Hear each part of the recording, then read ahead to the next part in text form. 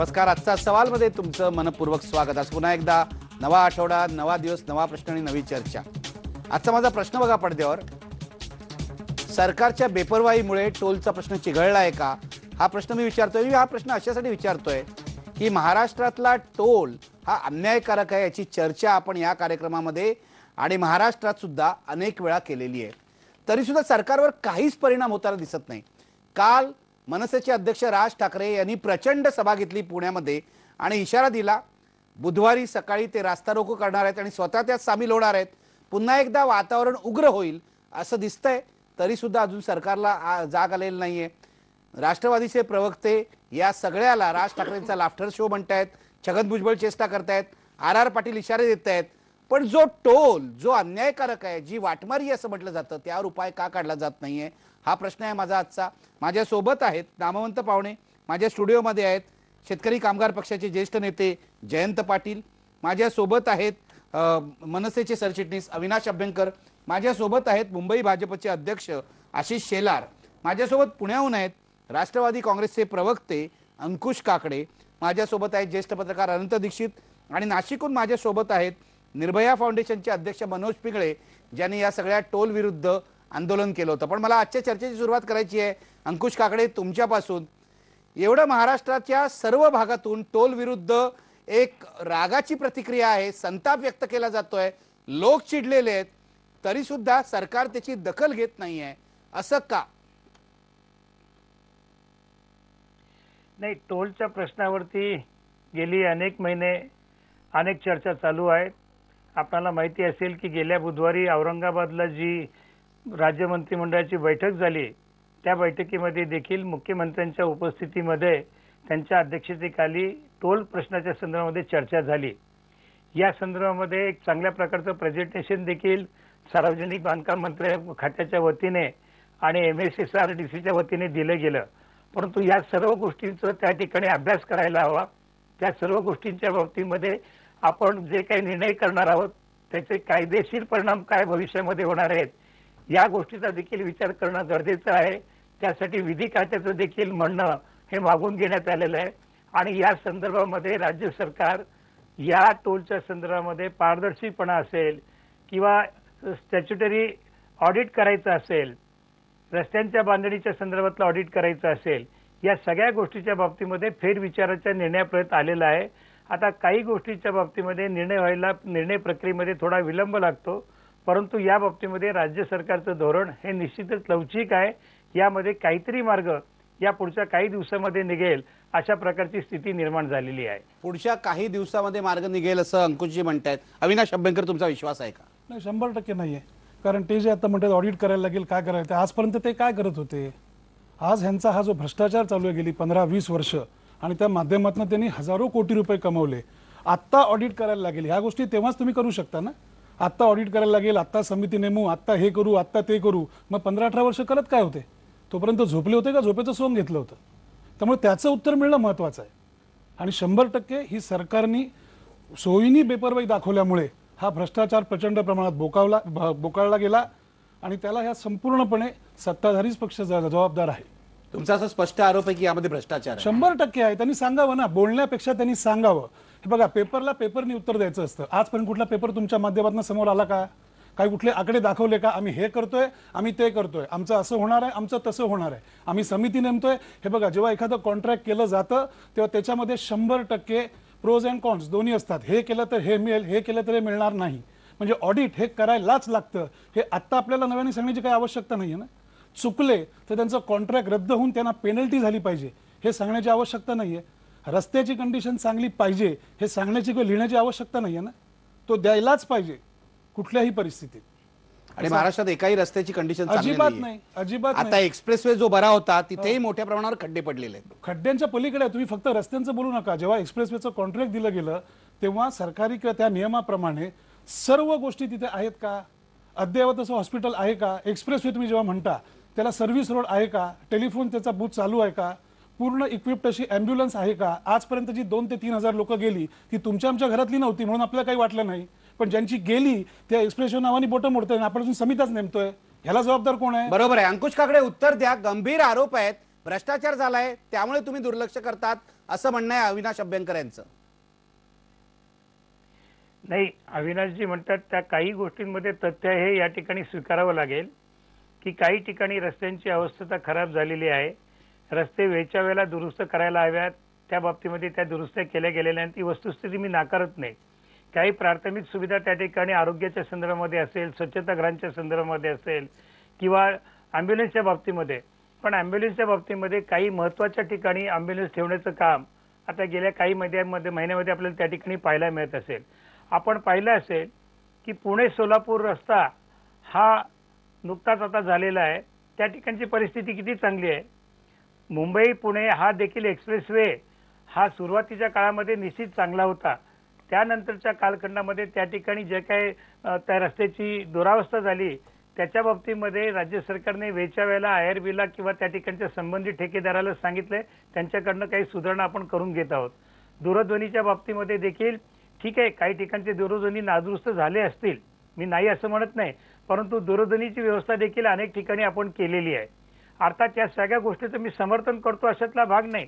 अजूनही त्याच्यामध्ये अनेक त्रुटी आहेत, अनेक उणीवा आहेत. ज्या सुविधा द्यायला पाहिजे होत्या त्या सुविधा. पण मला सांगा अंकुशजी, तुम्ही हे सगळं मान्य करताय, अंकुशजी तुम्ही हे मान्य करताय, IRB या कंपनीला जी आपलं कंत्राट पूर्ण करत नाही, करार पूर्ण करत नाही, त्याच्यावर तुम्ही कारवाई का करू शकत नाही? लोक असं म्हणतात तुमच्या पक्षाचे नेते आणि IRB यांचं साटलोट आहे म्हणून ही कारवाई होत नाही. नाही, IRBC कोणाचे साटेलोट आहेत? ज्यांच्या कारकिर्दीमध्ये टोलची सुरुवात झाली ते त्या ठिकाणी सांगू शकतील. राष्ट्रवादी काँग्रेस पक्षाच्या कोणाही नेत्याचे IRBC कोणत्याही प्रकारचे साटेलोटे नाहीत, ही वस्तुस्थिती आहे. जी काही ज्यांचे कोणाचे साटेलोटे आहेत ते जगजाहीर आहे, त्याचा उल्लेख या ठिकाणी मला करण्याची आवश्यकता नाही.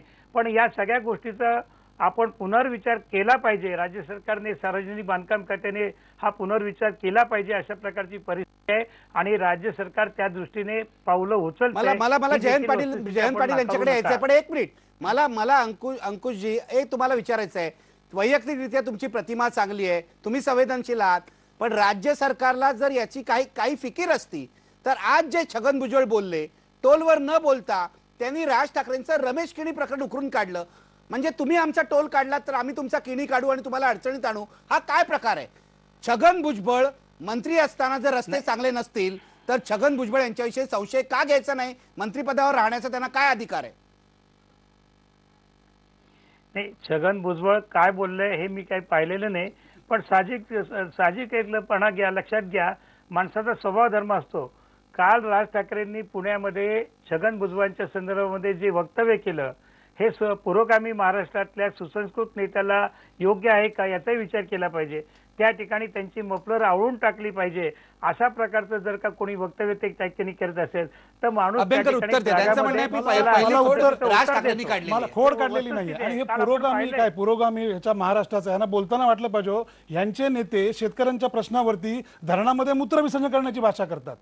यांच्या नेत्या एसटीच्या ह्याच्यामध्ये काय म्हणतात, एसट्या जाळू नका, मंत्र्यांच्या गाड्या जाळू म्हणून सांगतात. मग ही कुठली भाषा महाराष्ट्रातली? आणि राजसाहेबांवरती जे आहे ना, हे बघा, ही जुनी सांड उगाच उगाळत बसू नका, त्याचा स्वच्छ निकाल लागलेला आहे. काय करायचं, काहीतरी अंगाशी आलं की ते पहिलं किणी काढायचं आणि ते नाही मिळालं की कोहिनूर. यांना काही कळतं का? हे बघा, तुम्ही जबाबदार मंत्री आहात, आमच्यापेक्षा सिनियर आहात, तुमचा अनुभव आमच्या वया एवढा आहे. राजसाहेबांनी प्रश्न विचारल्यानंतर त्याचं उत्तर देता आलं पाहिजे. तू कितवी तेच म्हटल्यानंतर माझा जन्म 60 साली झाला असं कोणी उत्तर देत नाही ना.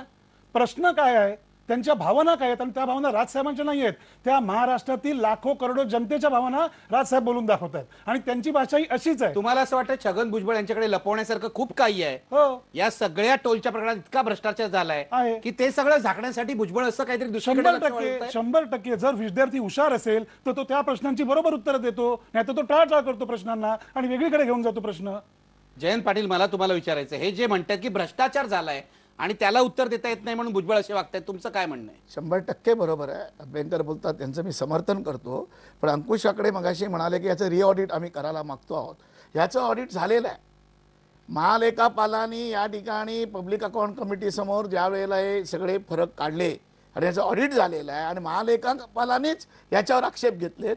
मी पब्लिक अकाउंट कमिटीवर विधिमंडळात सदस्य म्हणून मी 5 वर्ष काम केलेलं आहे आणि त्यावेळेला आम्ही प्रश्न काढले होते आणि सातत्यानं आम्ही हाऊसमध्ये पण सातत्याने मांडत आलेलो आहोत पण याचं कधी उत्तर देत नाही, टाळाटाळ करतात. आणि यांच्यावर जेव्हा ही चर्चा होते तेव्हा ठराविक सदस्य गोंगाट करतात आणि हाऊसमध्ये कामकाज बंद पाडतात.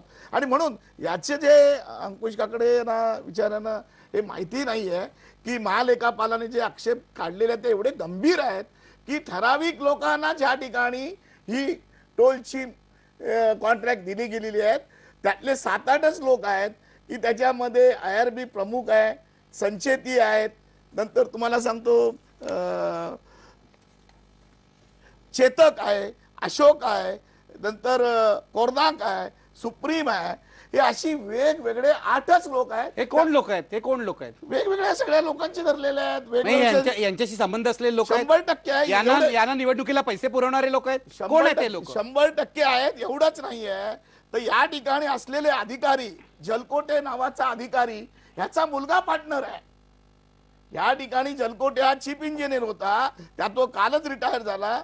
या ठिकाणी जे अधिकारी आणि ज्या ठिकाणचे जे सचिव आहेत ते त्या ठिकाणचे त्यांचे नातेवाईक, त्यांच्या पत्नी किंवा मुलं किंवा मेवणे हे या वेगवेगळ्या या 8 कंपन्यांमध्ये इनडायरेक्टली शेअर होल्डर आहेत. आणि मी निश्चितपणे तुम्हाला सांगतो, तुम्ही कंपनी अफेअरच्या वेबसाईटवर जा, या ठिकाणी त्यांचे कोणाचे किती टक्के शेअर आहेत हे तुम्हाला या ठिकाणी दिसते. आणि म्हणून या ठिकाणी मला वाटतं की जो आक्षेप अंकुश काकडे घेतात, मी याचा भरपूर अभ्यास केलाय. मला 3 वेळा तुम्ही या ठिकाणी बोलवलेलं आहे टोलच्या बाबतीमध्ये की जो टोल अण्णा हजारे आणि आम्ही जो टोलच्या बाबतीमध्ये याचे CC कॅमेरा मार्फत याची मोजणी झाली पाहिजे मागणी केली आणि ती मान्य धरली, त्यात आपलं पण योगदान आहे. आणि म्हणून मला वाटतं की या ठिकाणी जे राजसाहेबांनी या ठिकाणी ज्या पद्धतीचं आज या ठिकाणी आंदोलन केलं त्याचं मी समर्थन करतो. आमचा त्याला तुमचाही शेका पक्षाचा यांना पाठिंबा आहे. 100% महाराष्ट्रातल्या बहुसंख्य लोकांचा पाठिंबा आहे, बहुतेक NCP सोडून.